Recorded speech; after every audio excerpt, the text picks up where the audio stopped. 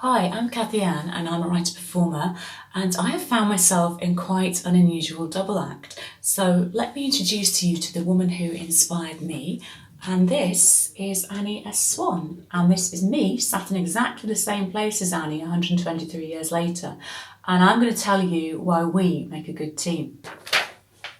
I was performing at the London Irish Centre a few years ago, and as part of the show I researched the hidden women's history of the local area and make a story for the end of my performance, and that's when I first met Annie.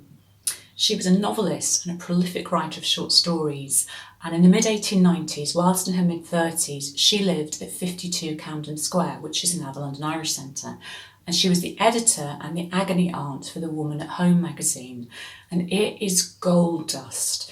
It's voices of women from all walks of life whose wants, needs, frustrations still echo our own. And Annie's column over the teacups and her contributions to the Woman at Home magazine inspired me to create my show Modern Girl 1895. Now, Annie was from a middle-class farming community in Gorebridge, Midlothian. I was writing fiction from her teens and finally finding success getting published in the People's Friend magazine, which she then contributed to for the next 50 years. And she very much developed herself as a brand. She wrote romantic, wholesome, popular fiction and was the most requested author in women's prisons in the early part of the 20th century. And she also gets name-checked in D.H. Lawrence's Sons and Lovers. Her writing paid for her husband to follow his dreams and train to be a doctor, which he got a lot of stick for, being supported by his working wife, but he always supported her.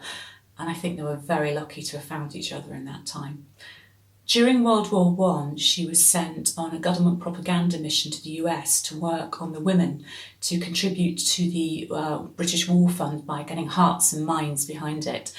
She was a very religious woman, and she was absolutely appalled while she was in the southern states to find out that her white hosts did not worship in the same church as their black employees. So she insisted on only going to the black-run churches. She was a supporter of Home Rule for Ireland. She stood as a Liberal for Parliament, and she was one of the founders of the Scottish National Party. Now, all good partnerships never agree on everything. And I was surprised to see Annie's reactions to the burgeoning debate on women's rights that were happening throughout her column. And she was a very strong, self-made woman, but at this time she wasn't exactly flying the flag for the women's movement. She was much more cautious, and she felt that the emancipation of women needed to come through education for all women rather than resistance. And this is when we meet her in the 1890s. But I think her views did change, and 20 years later she wrote a book called Pioneers, which charted an independent Yorkshire woman who's running her own estate and then suddenly realises that she's the boss but has absolutely no rights, and she becomes involved in the suffrage movement.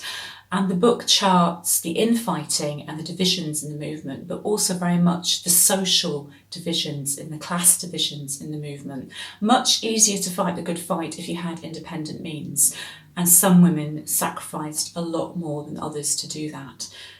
When you're writing historically, it's really hard to get away from our modern perspective and get into the head of what it was really like to be a woman in the 1890s.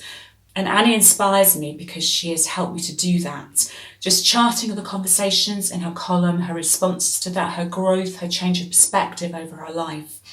And I think she'd be really encouraged by how far women's rights have come, but also disheartened by how far we've still got to go. And as she replied to a young woman who was very, very fervent about the women's movement writing into her column, she said, "You think that enfranchisement will simply abolish all the evils and disabilities from under which our sex suffers?" Sadly, no. So I do Modern Girl 1895 to raise money for women's charities, and so far we have raised over £1,000, which has been shared between Solace Women's Aid, My Body Back and Manchester Action on Street Health, which I think Annie would have been really proud of, because there were sort of kind of supports, causes she supported in her life, really supporting women. And just a footnote, Annie was actively writing and campaigning from her mid-30s up until her death at age 80.